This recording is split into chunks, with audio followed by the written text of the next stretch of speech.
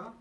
Donc je vous rappelle que l'année dernière, à notre Assemblée Générale, on était 44, cette année on est presque 70, ce qui, par rapport à l'actualité électorale, et on fait beaucoup mieux.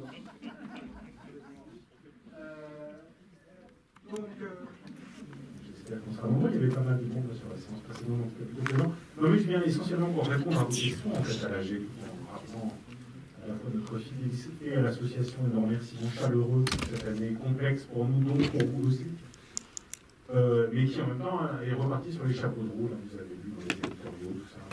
On a atteint quand même la deuxième moyenne nationale des salariés, c'est juste derrière le Comédien de Lyon, alors qu'on est censé être en 180e place nationale, donc c'est assez improbable.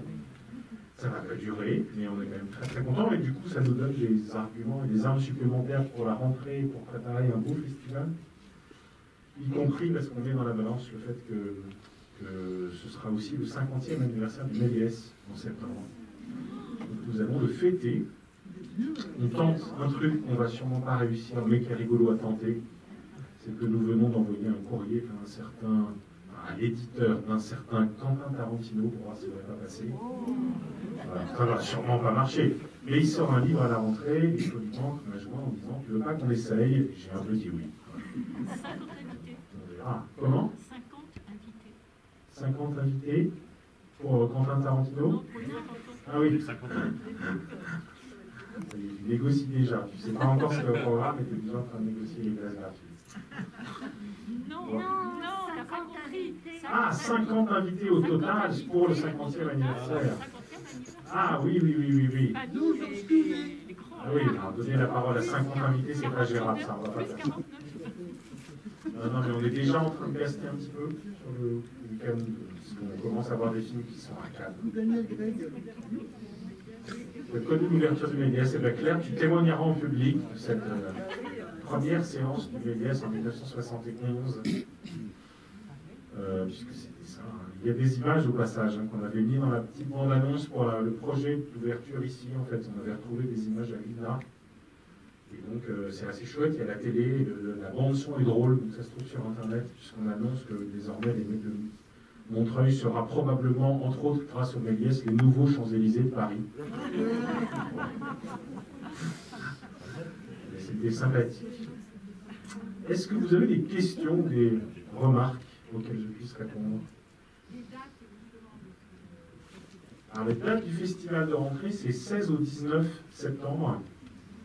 Voilà, il y a un changement qui vous concerne très directement, dont j'ai parlé la semaine dernière au conseil d'administration, qui est un serpent de mer de discussion autour de ce festival de rentrée. Pour refaire un tout petit peu l'histoire, quand on l'a créé il y a 9 ans, je crois, il s'appelait Festival du Méliès. Puis après, on s'est rendu compte qu'il y avait un conflit non seulement avec nous, mais avec l'association, entre la mairie et l'association Rancard. Donc on l'avait fait basculer et on l'a appelé Festival Rancard au Méliès, du nom de l'association. Puis ensuite, vous avez eu l'idée de créer un prix Rancard au Méliès, avec un jury Rancard au Méliès. Et en fait, nous, on s'est rendu compte ces derniers temps que si on voulait le faire reconnaître comme un vrai festival, et donc être sur les plannings des tournées des quelques cinéastes ou acteurs qui acceptent très peu de dates, sachant qu'on est en concurrence avec de gros festivals comme Angoulême, par exemple, qui tombent sur des dates assez proches, et que juste avant, là, il y a Toronto, il y a Venise, alors évidemment, on ne va pas rivaliser avec ces trois festivals-là, mais si on veut être un tout petit peu repéré sur la planisphère des festivals français, il fallait qu'on ait un nom qui parle à tout le monde. Donc j'ai proposé que nous l'appelions assez simplement Festival du film de Montreuil, et qu'on mette clairement en partenariat avec Rancard, qu'on garde le jury Rancard, qu'on garde le prix Rancard au Méliès. Mais on a besoin d'un intitulé lisible de l'extérieur et qui ne soit pas happy few dans sa compréhension. Voilà. Avec un astérix qui dit Rancard au Méliès est le nom de l'association des spectateurs du cinéma Méliès de Montreuil. Donc voilà, moi je propose ça. On a beaucoup cherché quel nom donner, tout ça, et en fait je me dis qu'il faut qu'on fasse simple. Voilà, on va éviter le mot international que tout le monde se colle et il n'y a pas beaucoup de sens en général, même si tous les ans il y a un cinéaste international au moins dans notre sélection, qui pourrait être Gianfranco Rosi, qu'on a déjà accueilli 2 fois au Méliès et qui a fait un très très beau documentaire qui s'appelle Nos tourneaux sur les zones de guerre dans le Moyen-Orient. Film incroyable. qu'il a divisé parce qu'il est très très peu narratif, mais visuellement c'est un chef-d'œuvre absolu. On essaye de le faire venir pour cette occasion, et puis j'ai vu le nouveau film de François Ozon qui est en compétition à Cannes aujourd'hui. On va aussi essayer de faire venir, et par exemple Ozon, lui c'est quelqu'un qui dit à son distributeur, tu ne fais pas plus de 3 débats en France. Donc il faut être dans les 3. Voilà. Comment ? Il était venu sur l'avant-dernier film et il n'était pas venu sur le dernier. Et chaque fois qu'on croit qu'on y arrive avec François Ozon, en fait, on perd la fois d'après. Enfin, c'est toujours un peu compliqué. Là, on est parmi les tout premiers à voir le film, donc on va lui écrire maintenant. On va lui proposer une date maintenant. Voilà. Et voilà, c'est vrai que sur un certain nombre de cinéastes, y compris qu'on connaît moins qu'Ozon, parce que moi, Ozon, je le connais vraiment depuis 20 ans. Donc il joue au chat et la souris. Mais quand je lui ai écrit de façon très personnelle pour qu'il aille baptiser une salle en banlieue, il me dit oui, et quand je lui ai dit mais t'oublies pas de venir à Montreuil pour ton dernier film, là tout à coup il ne répond plus. Je me dis ah merde, je suis en train de l'envoyer chez d'autres, les otages qui reviennent. Non mais voilà, on a une chance qu'il revienne, mais comme il tourne sans cesse, en fait son vrai problème c'est ça, c'est qu'il fait tout le temps. Et il a déjà un film d'avance sur celui qui va sortir, qui est à Cannes, il a fini un autre film avec Isabelle Adjani depuis qu'il a fait ce film-là. Voilà, c'est le Woody Allen français en termes de productivité. Voilà, donc la seule modification, ce serait ça, de le rebaptiser Festival du film de Montreuil, un peu comme il avait été créé à l'origine, tout en maintenant clairement le partenariat actif avec l'association Spectateurs en Quart et en maintenant le jury et le prix. Et voilà, et donc on a une liste longue comme le bras d'avant-premières potentielles, avec cette année une problématique nouvelle, mais c'est qu'on va essayer de faire ce qu'on a fait les autres années. On avait presque réussi à faire du 50-50 sur les genres, les réalisateurs et actrices. Et cette année, c'est un enfer, parce qu'en septembre, octobre, novembre, il n'y a que des films de mecs qui sortent. Et donc on se dit, ouais, mais où est-ce qu'on va chercher les films de réalisatrices qui visiblement ont toutes voté en touche, ou leur distributeur a voté en touche, pour éviter la zone de conflit que va être les 50 films par semaine de la rentrée. Et donc, on a un tout petit peu de mal. Cela dit, je peux quand même vous annoncer le film d'ouverture. Je pourrais, si j'arrive à retrouver le titre là maintenant. Enfin, je devrais pouvoir en 10 minutes. Parce qu'il a été décidé ce matin et là, le titre m'échappe. C'est un film d'animation d'Annecy et c'est un film de femme. Elle a habité Montreuil. Et elle était en compétition à Annecy où elle a eu une mention du jury. Alors que certains lui pronostiquaient le principal film d'Annecy. Et son nom est sur le bout de ma langue, mais comme ma langue est cachée par un masque, vous ne saurez jamais. Enlève-le. Ouais. Voilà, et ça c'est la première chose à se caler. Et il y en a d'autres, on a aussi calé probablement Zai Zai Zai Zai, qui est le film d'après Fab Caro. On avait montré... le discours vient de sortir, qui est une autre adaptation de Fab Caro, et Zai Zai Zai Zai, ça va être aussi un peu clivant, mais pour ceux qui aiment cet humour-là, absurde, c'est hilarant. On aura au moins une comédie pendant la totalité du festival. Et je précise à toutes fins utiles que, comme il y a plein d'avant-premières possibles, et que si ça se trouve, voilà, on espérait des Pléchins, le film vient d'être repoussé de 2 mois et demi, et le film est très beau, et littéraire est très beau. Du coup, on va peut-être pas réussir à l'avoir aussitôt, parce que ça fait très loin de la sortie. Donc, selon l'actualité et les déplacements de calendrier qui vont aussi être liés à la réception des films de Cannes, donc ça va être on va s'arracher les cheveux jusqu'à la dernière minute pour le programmer, ce festival-là. Et donc, du coup, on va être très souple longtemps, c'est-à-dire que pour l'instant, il se termine le dimanche comme chaque année, mais en fait, peut-être qu'il se terminera le lundi. S'il y a un cinéaste exceptionnel qu'on ne peut avoir que le lundi soir, on prolongera d'un jour. Voilà. La seule chose qu'on sache, c'est l'ouverture du jeudi soir, avec ce film mystère venu du festival d'animation d'Annecy, de Florence Miaille. Voilà. Qui est une des vraies auteurs d'animation française, mais qui pour l'instant a plutôt fait des courts-métrages, qui est très identifiée dans le monde par ses courts-métrages, et qui là a fait son premier long, très très longtemps d'ailleurs, très longtemps en fait, qui s'appelle La Traversée. Ça y est, j'y arrive en fait. Et que je n'ai pas vu, puisque seuls ceux qui étaient à Annecy ont vu. Est-ce que vous avez des questions? Donc, parenthèse, je cite juste un truc au passage aussi, on en a aussi parlé aussi à la semaine dernière. Une des nouveautés de l'été, donc on a été, j'allais dire, renforcé, parce que sur certains postes c'est vrai, sur d'autres moins, mais il y a 3 nouveaux arrivés au MEDES depuis le confinement, dont le nouveau directeur administratif qui qui est beaucoup plus investi que son prédécesseur, disons ça comme ça, et un nouveau chargé des conquêtes des publics, Caroline était formidable sur son poste, mais Victor amène aussi son énergie de jeune homme enthousiaste, et du coup, ce tandem-là nous a aidé à mettre en place un truc qui est là aussi un peu un serpent de mer, on l'avait fait une fois ou deux, tout ça, mais cette fois, notamment grâce au matériel d'Est Ensemble, on met en place des projections plein air tout l'été, donc il y en a 9 dans tout Montreuil, qui commencent tout début juillet, qui vont aller jusqu'à fin août. Voilà, donc je pense que Rancard sera partenaire sur la première, sur À l'abordage, qui est un film qui est diffusé sur Arte, qu'on a beaucoup aimé, qui ensuite sort en salle, donc nous on va d'abord le montrer en plein air, en présence du réalisateur. On fera aussi une rencontre. C'est le 4. Ça, ce sera au théâtre de verdure de la Girandole, donc au pied des murs à pêche. Ce qui sera pour voir ce film-là un contexte idéal s'il ne pleut pas. Et s'il pleut, on garde une salle en fait à disposition pour rapatrier les spectateurs et leur montrer le film chez nous. Et ces séances-là en plein air seront gratuites tout l'été. Sorte de cadeau de réouverture. À l'abordage est un film très simple. Et le voir tous ensemble, tout en buvant des coups, parce qu'il y a une buvette, ça va être très sympa. Je dis ça pour ceux qui y seront, parce que nous, on sera au Festival de Cannes. Le Festival de Cannes est cette année du 4 au 17 juillet. Avez-vous des questions, ou remarques, ou critiques, que sais-je? On commence par là.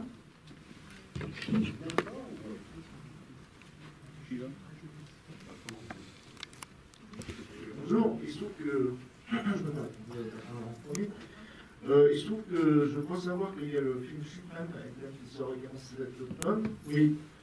Et je crois savoir que la chef costumière est de Montreuil. La chef costumière. Ouais, voilà. Peut-être. Ouais. Une idée que je souhaite. Oui, on l'a déjà publié. Ouais. On a déjà envoyé un message au distributeur. Personne ne l'a vu parce qu'il est à Cannes aussi, le film, en compétition, je crois. Et nous, on a commencé à voir une première bande-annonce qui faisait assez envie. Et pendant le festival Rancard, il y a le festival de musique contemporaine urbaine, l'Es Cramé, qui est dédié au hip-hop. Et a priori, alors sauf si on confond, parce qu'il y a eu en même temps une série pour Arte et un film sur NPM qui a été tourné. Et on croit savoir qu'une partie de Suprême a été tournée à Montreuil. Donc on met ça en avant tout en se décantant sur de nous, pour essayer de les convaincre de faire une avant-première et que ça puisse éventuellement être un film de clôture du festival. C'était à Paris et à Lyon, les tournages. Ouais, mais je crois qu'il y a eu quelques jours. À Montreuil. Ouais, c'est ce que Alexis Lorcan nous avait soufflé. Ils étaient passés par Montreuil pour leur tournage. Donc, après, voilà. De toute façon, c'est un gros distributeur, donc peut-être qu'il considérera que le meilleur, c'est pas prioritaire. Et en même temps, maintenant, on dit à tout le monde que les deuxièmes salariés français, ça devient incontournable. Oui, pardon. Oui, si c'était possible de nous dire quelques mots de ce qui a pu être fait dans le cadre de conquête des nouveaux publics en direction des jeunes, l'établissement scolaire et d'autres lieux. Alors, ce qui a pu être fait cette année, c'est quand même un peu réduit parce que le cinéma étant fermé, les initiatives, elles se verront à la rentrée. Hein, c'est plutôt ce qui va se faire. Alors, sur les établissements scolaires, on peut difficilement faire plus avec le personnel qu'on a parce qu'on a un nombre de places record déjà et un nombre de séances record sur l'ensemble des salles publiques et les salles d'Est Ensemble.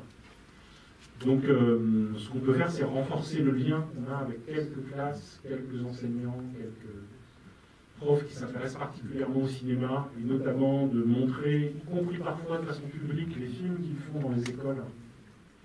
En fait, pendant la période du confinement, on a entre autres fait des ateliers dans les établissements scolaires et dans les centres de loisirs pour faire découvrir une table de mash-up. Je ne sais pas si vous avez vu ça dans le journal municipal. De mash-up. Le mash-up, c'est du montage à partir d'images préexistantes. Et il y a un type qui a inventé une table qui est un truc assez magique, même pour les adultes. Alors pour les enfants, c'est encore plus rigolo. On pose des cartes sur une table et la table lit le code barre et permet de voir directement à l'écran un extrait vidéo. Donc eux, ils choisissent une image fixe et tout à coup, ça se transforme en extrait film. Et donc il y a un plan à chaque fois, ou un son, ou une voix, ou un effet sonore Et du coup, les gamins montent une séquence de cinéma, et en plus de cette séquence qu'ils montent et qu'ils bruitent, ils enregistrent une voix, de sorte que pendant cet atelier, ils vont faire un petit film qui va durer 2 à 3 minutes, mais qu'ils contrôleront entièrement à partir d'images et de sons préexistants. Donc ça, on l'a fait dans beaucoup d'établissements et de centres de loisirs. C'est Alain Chic qui s'en occupait, mais qui l'a fait aussi avec Alexandre, notre contrôleur, et nous, on est venu faire un tour, tout ça, c'était très très sympathique. Et après, sur les conquêtes des publics, là, il y a eu surtout des dizaines et des dizaines de rendez-vous pris avec toutes les associations pour relancer des partenariats, avec un focus particulier sur tout ce qui est l'accessibilité, qui va être notre priorité de la rentrée. Avec par exemple une nouveauté, moi je préfère parler maintenant, parce qu'on ne sait pas trop comment ça va être reçu, mais nous, ça nous paraît important de faire ça, c'est qu'on espère mettre en place des séances de sous-titrage de films français en français pour les sourds et malentendants, sur demande, parce qu'aucune salle ne fait en région parisienne. Et nous, on fait des séances comme ça déjà, de VFSTF, mais on le fait en les inscrivant dans le programme. Parfois, du coup, les films sont montrés, il n'y a personne que ça concerne devant. Et en revanche, il y a des horaires plus favorables où là, il y a des gens qui sont sourds et malentendants et qui, hélas, ne peuvent pas bénéficier de façon sous-titrée. Donc l'idée, c'est d'inventer un système souple de réservation préalable, immédiate, où on signale en cabine qu'on souhaite, en arrivant un quart d'heure avant, qu'il y ait une incrustation des sous-titres pour ces versions-là, de façon à ce que la salle soit plus inclusive. Et donc, vous avez sans doute vu qu'il y a de nouveau Nicolas Becker, l'Oscar du meilleur son, qui vient demain soir en Méliès, pour ce film qu'on aime beaucoup, Sound of Metal.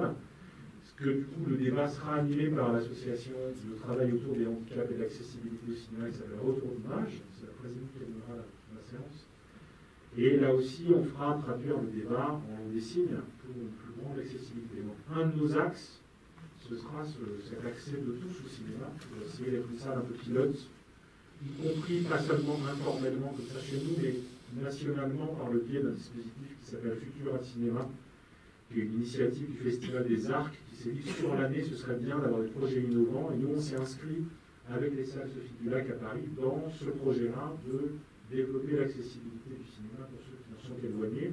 C'est vrai pour la question des handicaps, mais c'est vrai aussi socialement, puisqu'on a aussi déposé un dossier de subvention à l'Europe, au Conseil de l'Europe, pour essayer de faire en sorte de créer une sorte de plateforme, de lien sur certains films avec les associations de terrain, et pour travailler sur les publics éloignés du cinéma. Et alors, du coup, je dérive par rapport aux scolaires et tout ça, qui ne sont pas complètement concernés par ma réponse, mais pour parler d'un projet dont j'ai parlé un peu au CA, et dont j'aimerais bien qu'on arrive à le mettre en place, il y a une élue qui est arrivée un jour et qui a pris rendez-vous avec Victor et moi pour nous dire qu'on aimerait bien, avec Alexis Bartin, donc la maire adjointe à la culture, développer le projet des ambassadeurs. Et en fait, c'est un mot très à la mode dans les sphères culturelles et notamment dans les milieux du cinéma. Et on ne savait pas exactement si on parlait du même projet, parce qu'on a déjà eu des projets de ce type avec ce même vocable au Méliès. Et en fait, en discutant avec elle et en travaillant avec elle pendant cette réunion, on a fait une proposition très concrète que je vous relais, parce que je pense que vous pouvez être une cheville ouvrière décisive de la mise en place de ce projet. Ce projet, c'est d'identifier une dizaine de référents dans la ville qu'on appellera des ambassadeurs du Méliès, avec un critère, en bref deux, mais un premier critère qui est un critère géographique de quadrillage des différents quartiers montreuillois. On va être sûr que les gens qui vont être ambassadeurs, ça va tourner, hein, mais représentent l'ensemble des quartiers de Montreuil. Et ces ambassadeurs en question seraient des relais pour essayer de faire venir au cinéma des gens qui n'y sont jamais venus. Pas parce qu'ils viennent d'emménager, mais parce que voilà, le Méliès ne leur paraît pas diffuser les films qu'ils ont envie de voir, il y en a qui vont les laisser en ligne, et puis parce que parfois c'est trop cher, parfois ils pensent que c'est pas leur truc, la culture, parfois, voilà. Et donc l'idée c'est de s'appuyer sur des gens qui connaissent des gens qui ne vont pas du tout au cinéma, y compris les jeunes, mais pas seulement, pour faire en sorte de créer des séances de découverte du Méliès grâce à ces ambassadeurs. Et donc le but, ce serait que chacun de ces 10, 12, 15 ambassadeurs puisse identifier 3 personnes dans son entourage plus ou moins proche, ça peut ne pas être proche, et arrive à les convaincre d'accepter un rendez-vous au cinéma, où on serait du coup entre 30 et 50, et la ville prendrait en charge les places de ces personnes. C'est vraiment un geste d'initiation et de découverte. Et nous, ce que nous ferions, c'est qu'on ferait une rencontre, non pas en salle, mais entre les deux salles, dans l'espace informel, entre la salle 2 et 3, pour conduire une discussion qui porterait autant sur la découverte du lieu, du cinéma, les raisons préalables de l'éloignement, etc., que sur le film que nous aurons choisi avec eux et pour eux. Voilà. Donc, si vous êtes intéressé par ce projet, remontez vers le bureau, qui n'est pas encore élu, pour pouvoir en débattre et pour voir quelles sont les conditions de mise en place possibles. On a évidemment d'autres relais possibles, notamment les centres de quartier, mais ce serait bien que Franklin soit l'un des partenaires de cette initiative. Oui. Je reviens sur les 50 ans du Méliès. Est-ce qu'à cette occasion, tu comptes mettre le nom sur Saxal? Alors, oui. En fait, on devait le faire pour la réouverture déjà. Il y a eu des débats sur qui a validé ça, comment, quand, pourquoi. Peut-être que vous savez, ou pas d'ailleurs, parce que c'est pas des choses très publiques. Donc le Méliès dépend des ensemble depuis plusieurs années, tout sauf la communication. Donc la question de la communication à chaque fois est un peu complexe. Le programme dépend encore de la ville et voilà. Et donc même la communication interne dans le cinéma, c'est pas très clair de savoir qui décide quoi.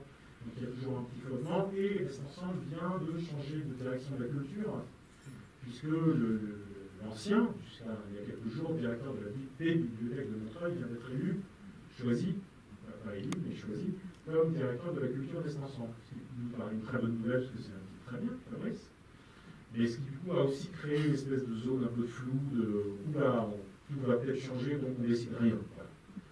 Donc j'espère qu'un jour on finira par les avoir.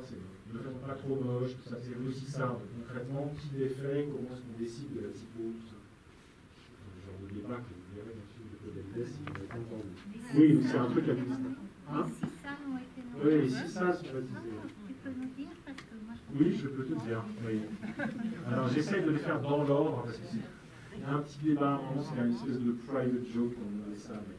La grande salle s'appelle Agnès Varda parce qu'elle triche au dé, elle était peut-être là. Elle a fait un 4, elle n'est pas contente, donc il faut lui faire croire qu'elle a fait un 1. La deuxième salle s'appelle Wes Anderson. On espère évidemment réussir à faire revenir pour ce nouveau film de French Dispatch qui va tourner en France. La salle 3, donc on a fait un principe d'alternance homme-femme, tout ça, mais en fait il ne marche pas entièrement. Parce qu'on a triché. Alors, la salle 3 s'appelle Catherine Deneuve. La salle 4 s'appelle Solveig Spack. La salle 5 s'appelle Abbas Kiarostami, dont je vous recommande l'exposition du Centre Pompidou, et qui a fait un film qui s'appelle Five. Donc, on a échangé pour que le nom de la salle corresponde au titre d'un de ses films. Et la salle 6 s'appelle Wong Bing, grand documentariste chinois. Et la nef s'appelle Juliette Nashi. Voilà. Et au passage, sur le nom des actrices, on avait hésité avec une troisième grande actrice française, un peu mythique à la carrière internationale, qui était Isabelle Huppert. Et donc elle est venue comme spectatrice il n'y a pas longtemps, Méliès. C'est là que nous avons échangé, qu'elle m'a dit ah, mais de toute façon, j'ai tourné il n'y a pas longtemps un film à Montreuil avec Freda Capel, que j'ai croisé quelques temps plus tard. Et donc, si tout va bien, début 2022, on devrait avoir pour la première fois Isabelle Huppert en débat avec Freda Capel. Donc, il n'y a plus aucun espace à baptiser, mais on sera content d'avoir réuni trois des très grandes actrices françaises à la carrière internationale. Ouais. Stéphane, tu peux me redonner le nom de la 5? La 5, c'est Abbas Kiarostami. Je pense que ça s'appelait débat philo. Ah, les écrans philo. Ouais. Vous avez abandonné la... Non, on n'a pas abandonné. Il se trouve que alors, eux, ils se sont enchaînés les grèves. À chaque fois, ça tombait sur un jour, il y avait un écran philo, puis après le Covid. Donc, je ne sais pas exactement qui aujourd'hui, ça fait 1 an et demi qu'il n'y a pas eu de séance, ou 1 an plus d'un an, je pense. Parce que c'était des universitaires. Ah ouais, non, c'était bien. Non, pour l'instant, on l'avait abandonné. On n'a pas fait le point avec la nouvelle direction du Collège international de philosophie pour savoir qui servait de relais. Ça me permet de dire que on a aussi envie de reprendre la fameuse et elle-même un peu serpent de mer Université populaire de Méliès, dont le nom n'était pas très clair, et qui surtout faisait l'objet d'une espèce de concurrence un peu absurde avec un projet d'Estançon qui s'appelait Université populaire et qui est morné. Donc du coup, voilà, c'était pas très visible tout ça. Et en fait, je vais vous dire ce que moi j'ai envie de faire pour être un peu clair. Moi, j'ai envie de faire des cours de cinéma. Ah, super. Ouais. C'est sûr. Tu dis tous les ans. Oui, je le dis tous les ans, mais là, on a défini le principe. Alors, d'abord, il y en a eu quelques-uns. Ouais, il y en a eu quelques-uns. Mais là, l'idée, c'est de travailler de façon un peu rigoureuse et systématique, quand même un peu comme on le ferait à l'université, parce que l'idée, c'est quand même de déplacer un cours universitaire dans une salle de cinéma et d'assumer le geste pédagogique. Et donc, si tout va bien, l'idée, c'est de travailler sur les échelles de plan, par exemple, pendant un semestre, donc à raison ça fait 4 séances, hein, c'est pas... Donc on les a découpées, ces échelles de plan, et l'enjeu, ce serait une vraie conférence d'1 heure, qui porterait à la fois sur le gros plan, par exemple, avec des considérations générales sur voilà, qu'est-ce qu'un gros plan, comment est-ce qu'on le reconnaît, à quoi ça sert, qui l'a utilisé, avec des exemples variés dans toute l'histoire du cinéma, et une analyse de séquence sur le film qu'on aura choisi pour illustrer cette notion. Voilà, donc moi je commencerai sans doute par ça, par le très bon plan, le bon plan, et puis ensuite on déclinera jusqu'à l'échelle de plan la plus large, qui s'appelle... J'écoute. Non, c'est pas une échelle de plan, le panoramique non plus. Non, il faut vraiment prendre des cours. Voilà, donc on vient de recruter 70 spectateurs, c'est une très bonne nouvelle. Non mais c'est génial parce que, rassurez-vous, les élèves ne savent pas non plus en début. Comme dans les montres. Non, c'est pas le plan d'ensemble, mais ça pourrait être ça. Ça, c'est l'avant-dernière échelle de plan. C'est le gros. Ah non, le gros plan, c'est l'inverse. Les montres. Le plan large, ça n'existe pas, même si c'est le titre d'une excellente émission radio sur France Télévisions. J'ai d'ailleurs engueulé en lui disant, voilà, comment entretenir la confusion dans l'esprit des équipes. Non, ça s'appelle le plan général. L'échelle de plan la plus large au cinéma. Voilà, donc c'est le genre de choses qu'on va apprendre en fait. Il faut avoir une vraie nomenclature pour décrire et analyser une image. Donc si tout va bien, mise en place à partir de... Voilà. On se donne pas de date parce que... à tous les publics et plutôt à 20h. Enfin non, le problème c'est que l'idée c'est qu'on veut vraiment 1 heure de conférence avant. Dans l'extrêmement, on avait même 19h30. Pour que de 19h30 à 20h30, il y ait un vrai cours et qu'ensuite il y ait un vrai film. Et en fait, l'intervenant revient après le film pour voilà, rebondir sur le film, le commenter sur d'autres aspects que la raison technique et esthétique pour laquelle il a choisi. Donc voilà, tout ça, ça fait partie des petites nouveautés potentielles de la rentrée, sur laquelle on a déjà évidemment un certain nombre d'options. Par exemple, on devrait réaccueillir Mathieu Amalric début septembre, et des films, on a vu une dizaine de films qui vont être à Cannes. Un de ceux qui nous a le plus impressionné et ému, c'est le nouveau film de Mathieu Amalric. Il s'appelle Serre-moi fort, et dont on fait partie des gens qui entretenons la rumeur sur le fait qu'il est un scandale qu'il ne soit pas à Cannes. Enfin, pas en compétition, j'entends. Il est à Cannes, mais il n'est pas en compétition, et c'est un des 2 plus beaux films qu'on ait vus pour l'instant, des films canadiens. Oui, Lionel. Alors, en aparté, avant ce que je voulais dire, moi je me rappelle quand tu avais fait des cours, si je puis dire, avec des extraits de films, et tu les passais, tu les repassais, et ça c'était passionnant, quoi. Parce que, là, c'est la règle du jeu. Oui, voilà, c'est-à-dire pas un film en entier, mais tu nous avais expliqué, tu avais mis des petites séquences, et après on avait vu le film en entier. C'était extraordinaire. Très ça. Et sinon, je voulais te demander si tu avais entendu parler du film qui s'appelle Rivière de Maïloua, qui est une femme française d'origine vietnamienne et qui a fait un récit documentaire absolument magnifique et sur les lignées de femmes. Je parlais des films de femmes, et ça c'est vraiment un très très beau film. Rivière. Les Rivières. Les Rivières, il est sorti en 2020 et sur internet il y a plein de... Je viens de regarder. Moi j'ai lu, enfin, il est vraiment très très beau. Quel nom? Alors il s'appelle Les Rivières et la réalisatrice c'est Maïloua. Ça permet de rebondir sur une proposition dont on a aussi débattu pendant le CA, c'est que les rivières. On peut informellement avoir des suggestions comme celle de Prunel à l'instant, mais vous pouvez par ailleurs aussi être à l'initiative de ces collectives, hein, parce qu'on ne peut pas entendre les désirs de chacun d'entre vous, mais en revanche faire remonter au bureau, au président ou ses vice-présidents des demandes parce que vous avez eu un coup de cœur d'un film qui n'a pas été montré et que du coup on essaie de le rattraper, si possible même avec des intervenants, s'il y a des sujets si le réalisateur ou la réalisatrice peut être présente, etc. C'est une façon tout à fait saine aussi de fonctionner. C'est-à-dire que on peut tout à fait apprécier d'avoir des suggestions qui puissent être des soirées rencard initiées réellement par rencard. Donc là, je ne sais pas si on va pouvoir nous rattraper le film s'il est sorti en 2020 et si vraiment il a un peu tourné. On va vérifier quel est le distributeur, tout ça, parce que moi ça ne me dit strictement rien et je ne pense pas qu'on nous l'ait proposé. Ce qui arrive, il y a des trous dans les raquettes de tous les côtés. Mais vous pourriez aussi être à l'initiative de certaines des projections si vous connaissez un intervenant, un cinéaste, et que vous avez vu une œuvre qui mérite vraiment d'être vue. C'est juste un truc. La nuit au Méliès. Ah oui. Alors la nuit, il devait y en avoir une lorsque le deuxième confinement est intervenu, qui était déjà bouclé, hein, au moment d'Halloween en fait. On a hésité à en mettre une en place tout début juillet pour fêter la réouverture des salles, et là on a eu un choix rationnel, qui n'est pas complètement festif, mais c'est qu'on s'est dit que si nous on enchaînait une nuit et l'arrivée à Cannes, on allait dormir 10 jours à Cannes. Parce que mine de rien, c'est quand même éprouvant d'être là toute la nuit. Et Cannes est un festival exigeant, puisqu'on se lève pour voir des films à 8h30, on se couche à pas d'heure. Voilà. Et moi, j'ai une chance particulière cette année, puisque j'ai été choisi pour être membre du jury des exploitants. Je suis très content, oui, merci. Mais du coup, j'ai quand même intérêt à pas trop dormir pendant les films, si je veux pouvoir avoir un avis sur les films de la compétition. Voilà, donc on a remis l'initiative, qui est toujours un truc lourd, hein, parce que du coup, ça veut dire 4 films dans 6 salles. Voilà, donc peut-être qu'on le refera pour la première fois au moment du prochain Halloween, et que du coup, la programmation est déjà bouclée, puisqu'on l'avait préparée pour Halloween 2020. Je pense que pour la rentrée, on va plutôt se concentrer vraiment sur le festival, parce qu'on veut une édition particulièrement brillante. C'est embêtant qu'ils changent de nom quand même. Oui, Ils viennent plus festival en rencard. C'est quand même assez contrariant. Pour nous, c'est plus du tout la même symbolique.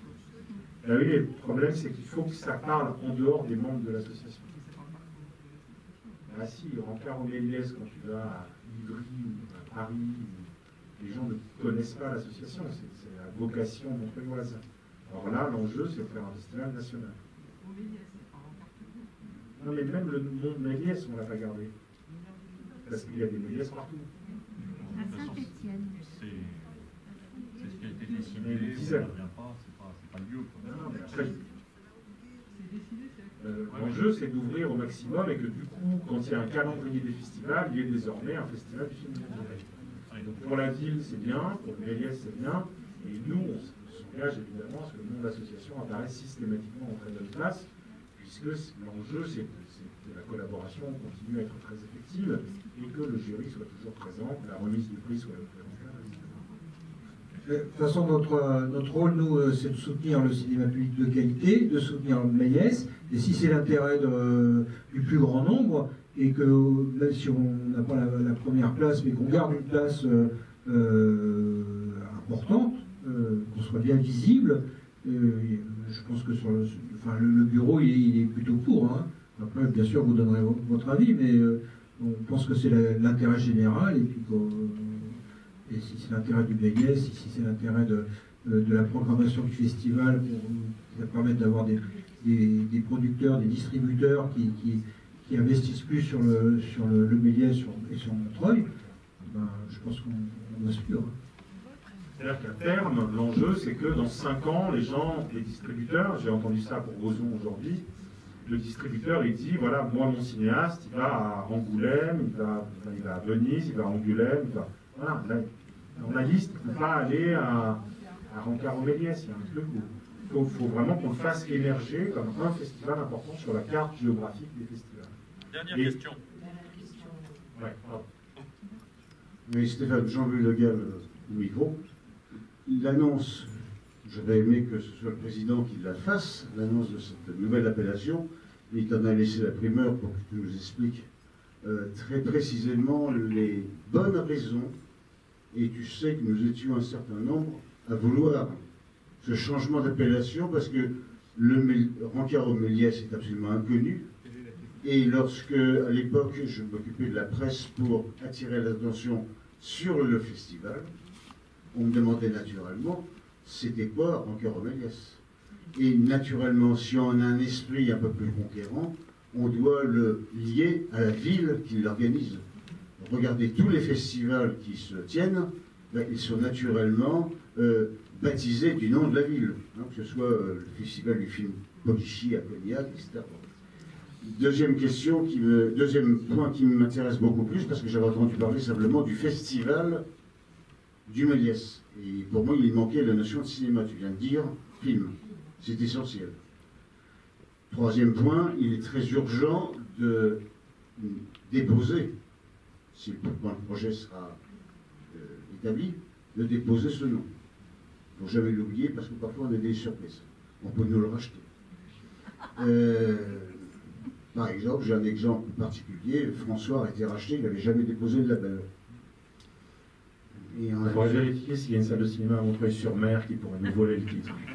Et il y a même, à La Réunion, nous avait dit Marie-Josée Ségara, il y avait un Méliès également. Autre point dont je ne me souviens pas, mais j'ai pas de masque, tu vois, je ne peux même pas le dire. Donc je passe à autre chose. Oui, là, il y a une chose quand même qui me gêne, c'est que la façon dont c'est annoncé. C'est quand même une initiative de l'amicale, de l'association. Je trouverais anormal que l'association ne se prononce pas par un vote, ce qui lui donnerait une légitimité, sur ce nouveau projet quand il sera, encore une fois, dans son appellation, dans son principe, dans son esprit aussi, un peu plus défini. Parce que c'est un peu notre enfant. On sait beaucoup d'années, depuis plusieurs années sur ce festival. Et de voir que la décision vient d'ailleurs, les décisions des élites, les décisions de l'au-delà, j'aime pas. Donc ça serait intéressant que ça revienne vers les adhérents, et que les adhérents se prononcent, même si tout le monde est d'accord, moi le premier. Mais il y a comme un point de formel qui nécessiterait quand même que le président et le bureau, je ne sais pas comment ils vont se débrouiller, mais prennent une initiative, fassent un geste dans ce sens, que ce soit officiellement adopté. Dernier point, c'est un compliment. J'ai vu que là, sur les murs, il y avait de plus en plus de bonnes places pour les critiques. Je crois qu'un jour, tu regrettais de ne pas avoir assez d'espace pour les critiques de cinéma. Et je vois que maintenant, il y a un plus grand étalage et encadrement de rubriques. Ça aussi, ça va dans le sens de la bonne réputation de Méliès. Merci. Merci. Je pense qu'on ne peut pas continuer en prendre note de ces remarques. Peut-être quand même ajouter un petit point en tant que CA de Rancard, c'est que être en partenariat avec le Méliès, donc dans l'intitulé de ce nouveau festival, ça se discute, ça s'est discuté, ça se discutera encore, et surtout, nous sommes extrêmement sensibles à la nécessité d'avoir une place très affirmée au sein du cinéma, c'est-à-dire de trouver des espaces où Rancard est plus visible, où Rancard peut animer, où Rancard peut être plus présent du monde avec. Voilà, donc tout ça est en réflexion. On va peut-être, tu veux dire un mot? On va passer, parce que maintenant il y a une question d'horaire, au point suivant, qui est l'élection des membres du conseil d'administration. Je te laisse la parole, Raph.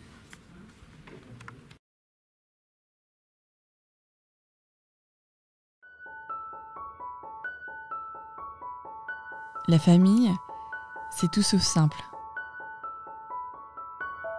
Il y a des malentendus, des secrets. Il y a de la peine. Et puis tout ce passé dont on hérite sans rien y comprendre. C'est compliqué pour tout le monde. Mais avec ma mère, ma grand-mère et ma fille, on s'est dit qu'on pourrait faire face. On a décidé d'y croire. De croire que les femmes et les enfants pouvaient avoir une voix aussi. On s'est mis à parler, à s'écouter, à se soutenir. On s'est pas mal engueulé aussi. La vie, quoi. Je m'appelle Mai Hua et j'ai réalisé Les Rivières pour vous partager mon histoire, parce que tout aussi singulière qu'elle soit, mon pari est qu'elle touche aussi à l'universel. Cette expérience a pris 6 années de ma vie, elle m'a totalement transformée, parce que ce fut à la fois un combat et une grande déclaration d'amour, et que l'amour, ça change tout, n'est-ce pas? Depuis sa genèse, ce projet a été soutenu par une communauté magnifique, des femmes, des hommes, leurs mères, leurs familles, qui ont été bouleversées par ce récit documentaire que je vous invite à découvrir aujourd'hui.